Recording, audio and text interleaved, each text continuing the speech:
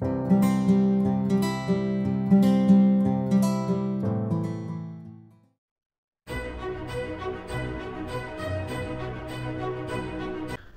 Friends, मैं सौरभ वर्मा। मेरे channel learned owl में आप सभी का वेलकम। हम बात करेंगे कुछ ट्रेंडिंग खबरों के बारे में। अब इन ट्रेंडिंग खबरों में जो सबसे पहली खबर आ रही है वो अमेरिका से आ रही है। ऐसा लग रहा है जैसे ट्रम्प ने जो इलीगल इमिग्रेशन के खिलाफ जंग छेड़ रखी है वो कहीं रुकने का नाम नहीं ले रही। अब इसी कड़ी में ट्रम्प का ध्यान H-1B वीज़ा धारकों की तरफ गया है, जिसमें बहुत बड़ी संख्या में भारतीय भी होते हैं। ट्रम्प धीरे धीरे अब इन H-1B वीज़ा धारकों के लिए नियमों को मुश्किल करते चले जा रहे हैं, जिससे आगे आने वाले समय में भारतीयों के लिए H-1B वीज़ा हासिल करना मुश्किल हो जाएगा। और बल्कि जो लोग ऑलरेडी H-1B वीज़ा में अमेरिका में काम कर रहे हैं उन्हें कहीं ना कहीं बाद में देश से बाहर निकाल दिया जाएगा। जिस प्रकार ट्रम्प ने बहुत बड़ी संख्या में भारतीयों को इलीगल इमिग्रेशन के तहत देश से बाहर निकाला है। दूसरी खबर आ रही है मिडिल ईस्ट से, जहां पे एक बहुत बड़ी बहस छिड़ी हुई है डोनाल्ड ट्रम्प के दिए हुए प्रपोज़ल के बारे में, जिसमें प्रेसिडेंट डोनाल्ड ट्रम्प ने ये कहा है कि वो गाज़ा, जो फ़िलिस्तीनियों का एक क्षेत्र था जिस पर इजराइल ने कई महीनों से लगातार बमबारी करके उसको लगभग बर्बाद कर दिया था, उसको दोबारा से बसाया जाएगा। और उस प्रपोज़ल के लिए प्रेसिडेंट डोनाल्ड ट्रम्प की ये शर्त है कि गाज़ा को पहले पूरी तरीके से खाली करा दिया जाएगा और फिर उसके बाद गाज़ा को एक नए सिरे से डेवलप किया जाएगा बिज़नेस और टूरिज़्म के एक हब के तौर पर। तो इस पे बहुत बड़ी बहस छिड़ी हुई है अरब कंट्रीज़ में। जो तीसरी खबर आ रही है वो सभी के लिए जानना उसको बहुत ज़रूरी है, जिसमें हमारे देश के सुप्रीम कोर्ट ऑफ इंडिया ने एक जजमेंट दिया है, जिसमें ऑनरेबल सुप्रीम कोर्ट ने ये बातें कही हैं कि एक नेक्सस चल रहा है बिल्डर्स के बीच में और बैंक्स के बीच में, और बिल्डर्स और बैंक्स दोनों मिलके साठगांठ करके जो नॉर्मल बायर्स होते हैं जो फ्लैट वगैरह खरीदते हैं उनको चूना लगा रहे हैं। और इस पर सुप्रीम कोर्ट ऑफ इंडिया ने ये भी कहा है कि इस मामले के लिए SIT बननी चाहिए और CBI से इसकी जांच करवानी चाहिए। तो ये फैसला सभी के लिए जानना बहुत ज़रूरी है। तो इन इंटरेस्टिंग खबरों के लिए आप हमारे साथ आखिर तक बने रहिए, और अगर आपको हमारा वीडियो अच्छा लगता है, इन्फॉर्मेटिव लगता है, तो हमारे चैनल को सब्सक्राइब करें और वीडियो को लाइक करें, शेयर करें। तो चलिए आगे बढ़ते हैं। तो फ्रेंड्स, अमेरिका में जब से ट्रम्प सरकार आई है तब से वहाँ पे रहने वाले भारतीयों की मुश्किलें कम होती दिखाई नहीं पड़ रही हैं। लगातार ट्रम्प कुछ ना कुछ ऐसा बयान देते रहते हैं या ऐसा कोई ऑर्डर्स पास करते रहते हैं जिससे भारतीयों की मुश्किलें लगातार बढ़ती चली जा रही हैं। अब इसी कड़ी में ट्रम्प ने अमेरिका के वीज़ा नियमों में एक बहुत महत्वपूर्ण बदलाव किया है, जिसमें बहुत सारे भारतीयों के लिए बहुत ज़्यादा मुश्किल हो गई है। ट्रम्प ने वीज़ा नियमों में बदलाव करके अमेरिकी कंपनियों के लिए ये मैंडेटरी कर दिया है, यानी एक तरह से बिल्कुल ज़रूरी कर दिया है कि उनको किसी को भी H-1B वीज़ा के लिए स्पॉन्सर करने से पहले एक ऑप्शनल प्रैक्टिकल ट्रेनिंग प्रोग्राम के तहत उन कर्मचारियों को अपने साथ कम से कम 1 साल तक वर्क करवाना पड़ेगा। और 1 साल तक वर्क करने के बाद उनके बिहेवियर को मॉनिटर करने के बाद ही ये जो कंपनियां हैं उन्हें H-1B वीज़ा के लिए स्पॉन्सर कर पाएंगी, यानी उनका नाम H-1B वीज़ा के लिए आगे बढ़ा पाएंगी।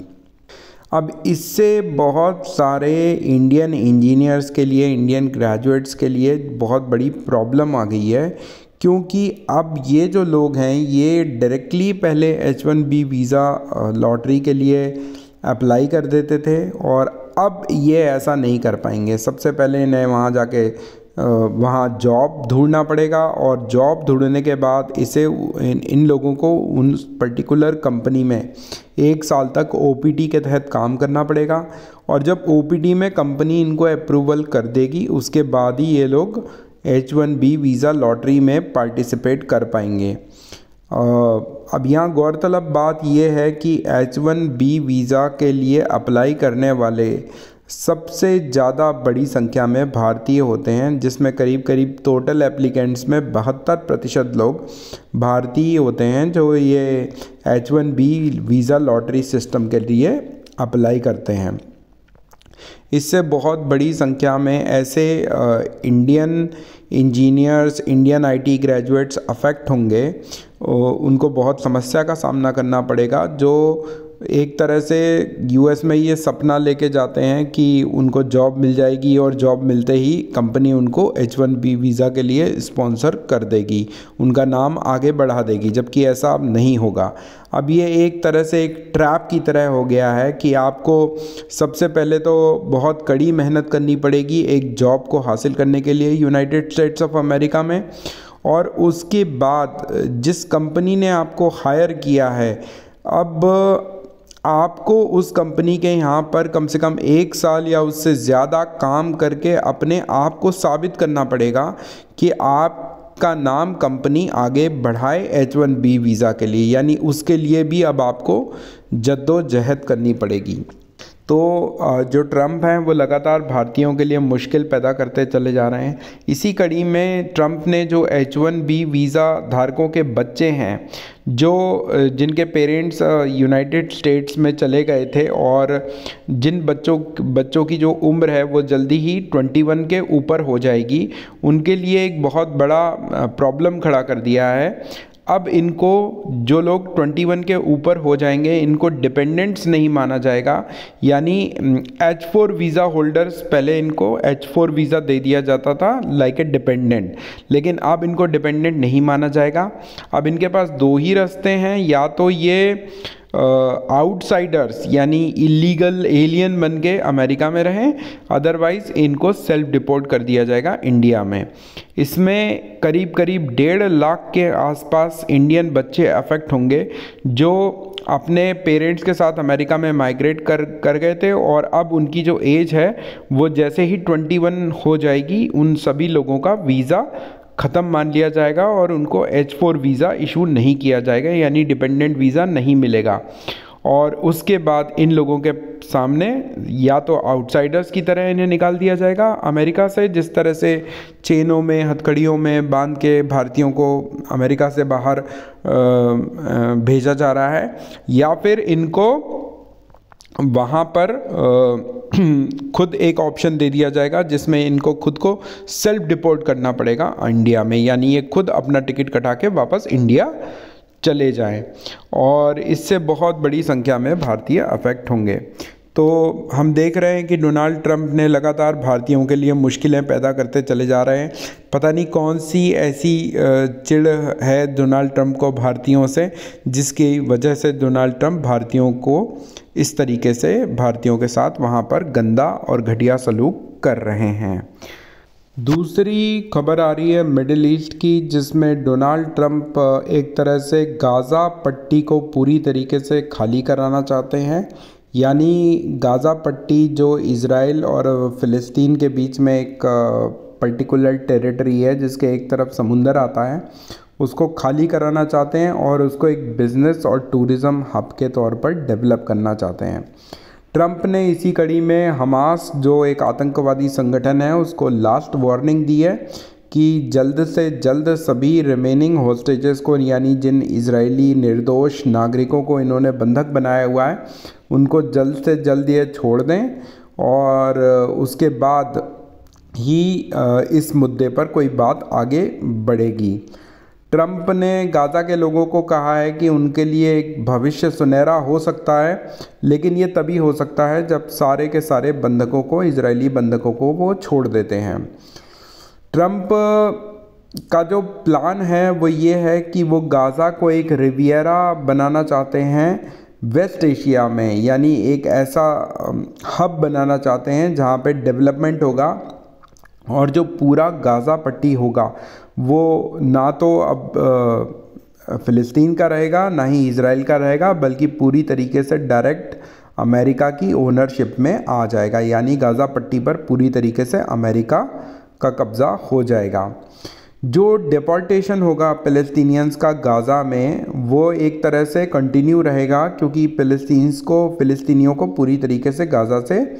हटाया जाएगा। और यही आइडिया को लेकर ट्रंप आगे बढ़ रहे हैं गाज़ा में, बल्कि वेस्ट बैंक में भी, कि वहाँ जो ये फ़िलिस्तीनी के लोग बैठे हुए हैं उनको पूरी तरीके से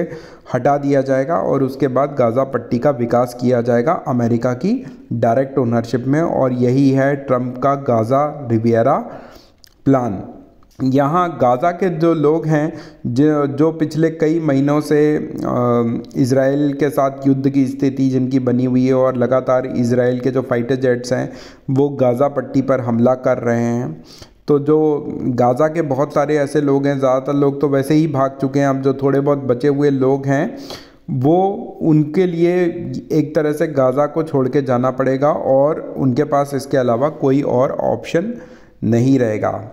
अब जितने भी अरब देश हैं वो इस प्लान को बड़े संदेह की दृष्टि से देख रहे हैं, और अरब देशों का अभी तक तो ये कहना है कि गाज़ा पट्टी का कोई भी प्लान उन्हें मंजूर नहीं है अगर इसमें से गाज़ा पट्टी में से फ़िलिस्तीनियों को निकालकर बाहर फेंक दिया जाता है। तो गाज़ा पट्टी के रिलेटेड अमेरिका जो भी प्लान ला रहा है वो अरब देशों को मंजूर नहीं है। इसी कड़ी में सऊदी अरेबिया ने अपनी पोजीशन को बहुत ज़्यादा हार्ड कर लिया है। स्पेशली सऊदी अरेबिया, रियाद ने ये बात कह दिया है कि इज़राइल के साथ किसी भी किस्म की नॉर्मल रिलेशंस नहीं रहेंगे, और बीच में जो स्थिति इम्प्रूव हुई थी इज़राइल और सऊदी अरेबिया के बीच में, वो अब दोबारा से 20 साल पहले की पोजीशन हो गई है, जिसमें सऊदी अरेबिया किसी भी तरीके से इज़राइल को रिकॉग्नाइज़ नहीं करता है। इसके अलावा जो पीस फॉर सिक्योरिटी इनिशिएटिव चल रहा है अरब कंट्रीज़ का, जिसमें अरब कंट्रीज़ ये कह रहे हैं कि एक independent state of Palestine create होना चाहिए गाज़ा पट्टी में, लेकिन ये बात इज़राइल को मंजूर नहीं है और अमेरिका को भी मंजूर नहीं है। तो ये देखने में आ रहा है कि ट्रंप और नेतन्याहू दोनों ही ये चाह रहे हैं कि इस उनके गाज़ा रिविएरा प्लांट में किसी तरीके से एक खलल ना आए, किसी भी तरीके की कोई बाधा ना आए यूनाइटेड अरब फ्रंट की तरफ से, क्योंकि ये जो यूनाइटेड अरब फ्रंट है जिसमें सारी कंट्रीज़ आती हैं, जैसे सऊदी अरेबिया, कतार, ये जो भी कंट्रीज़ हैं, जॉर्डन, इजिप्ट, ये सब यूनाइटेड अरब फ्रंट में आती हैं, और ये चाह रही हैं कि फ़िलिस्तीनियों को गाज़ा पट्टी में से बाहर ना निकाला जाए, बल्कि एक स्टेट ऑफ फ़लस्तीन क्रिएट कर दिया जाए गाज़ा पट्टी के अंदर। तो यहाँ पर देखना है, ये तो देखने वाली बात है कि आगे क्या होता है, कि ट्रंप अपने गाज़ा रिविएरा प्लान में सक्सेसफुल होते हैं, जिसके बहुत अच्छे चांसेस दिख रहे हैं, क्योंकि गाज़ा पट्टी का बहुत बड़ा हिस्सा पहले ही खाली हो चुका है। गाज़ा पट्टी और वेस्ट बैंक का ज़्यादातर आबादी वहाँ से पहले ही भाग चुकी है इजरायली हमलों से डर कर, और अब जो बचा कुचा हिस्सा है वो ट्रंप खाली करवा के एक उसको यूएस ओनरशिप में लेना चाहते हैं।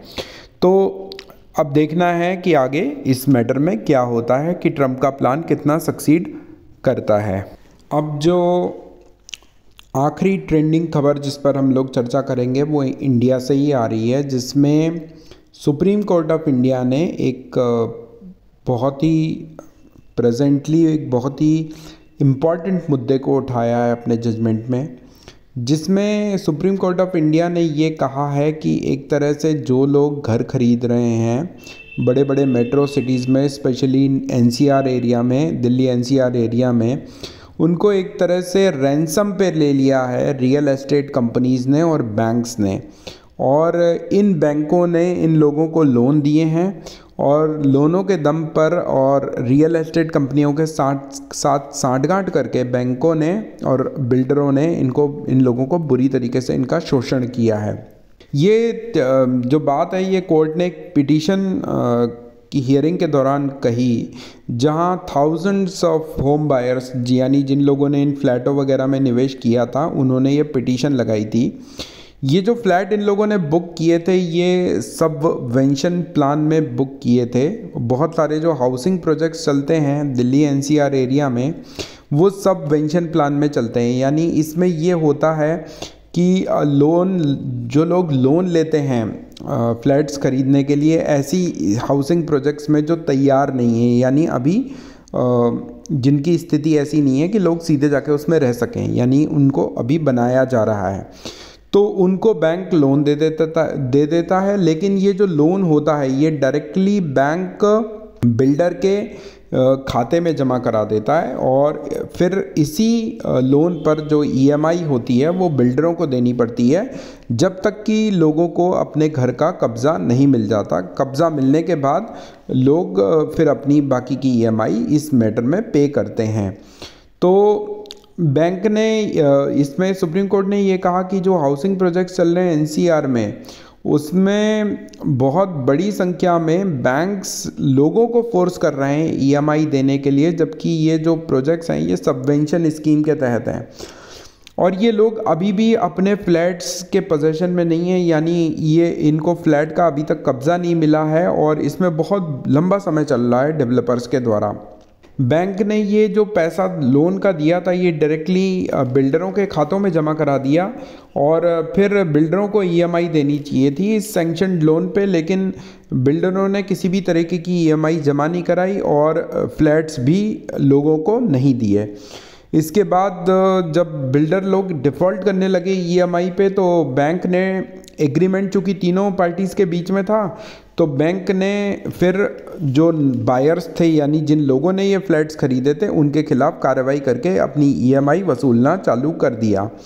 इसमें बहुत बड़ी संख्या में लोगों ने अपना मेहनत से कमाया हुआ पैसा लगाया था, लेकिन उनको एक तरह से ना तो घर का कब्ज़ा मिला और साथ में उन्हें दोहरी मार पड़ रही है कि उन्हें अब ईएमआई भी देनी पड़ रही है। यानी कि एक तरफ तो प्रोजेक्ट कंप्लीट नहीं हुआ, घर नहीं मिला और साथ में ईएमआई भी देनी पड़ रही है। तो सुप्रीम कोर्ट ने कहा है कि इसमें एसआईटी बनानी चाहिए और ये देखना चाहिए कि ये बिल्डरों और बैंक के बीच में क्या साठगांठ है, जिसमें इस तरह से ईएमआई जो है वो बिल्डरों से वसूलने की बजाय बैंक लोगों से वसूल रहे हैं। तो इसमें सुप्रीम कोर्ट ने कहा कि हर बैंक की जांच होनी चाहिए इसमें, बल्कि एक सीबीआई इन्वेस्टिगेशन करवानी चाहिए कि ये जो साठगांठ और नेक्सस चल रहा है बैंकों और बिल्डरों के बीच में। तो फ्रेंड्स, इसी के साथ मैं अपना वीडियो समाप्त करता हूं। अगर मेरा वीडियो आप लोगों को अच्छा लगा हो तो प्लीज़ मेरे वीडियो को लाइक करें, शेयर करें और चैनल को सब्सक्राइब करें। Thank you very much.